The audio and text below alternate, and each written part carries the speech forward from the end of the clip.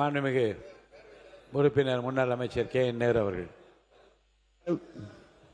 பேரவைத் தலைவர் அவர்களே, மாண்புமிகு எதிர்க்கட்சி தலைவர் அமைச்சர் அந்தஸ்தில் இருக்கிறார்.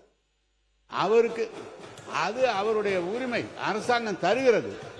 எனவே அந்த வீடு கொஞ்சம் உட்காருங்க உட்காருங்க உட்காருங்க. எனவே அவர் அந்த அரசாங்க வீட்டில் இருந்து பணியை கவனிக்க வேண்டும் என்பதற்காக அந்த வீட்டை கேட்டு வாங்கியிருக்கிறார்கள். ஆனால் நான் கொஞ்சம் இருங்க, பேசி முடிக்கட்டும். பேசுறேன், நான் சொல்றேன், நான் சொல்றேன். நீங்க பேசுங்க. இப்ப நாங்க கார் வேணான்னு தானே சொல்றோம். உங்ககிட்ட வேணும் நான் கேட்கிறேன். கார் வேணான்னு சொல்றேன். அவர் சொல்றாரு 2-3 கார் வச்சிருக்கான், இங்க கூட அந்த நிலையில் தான் இருக்கு அப்படிலாம் சொல்றாரு. நான் கார் வேணாம், ஏற்கனவே அரசாங்கம் செலவு வைக்குது, கார் வேணான்னு சொல்றேன்.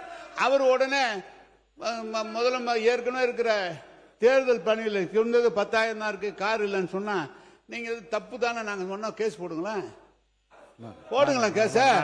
ஏங்க உண்மைதானே சொல்றேன். உண்மை தேர்தல் நிற்கும் போது கொடுக்கிற அவிடவிட்ல என்ன இருக்காதான் அதை கொடுக்க முடியும்.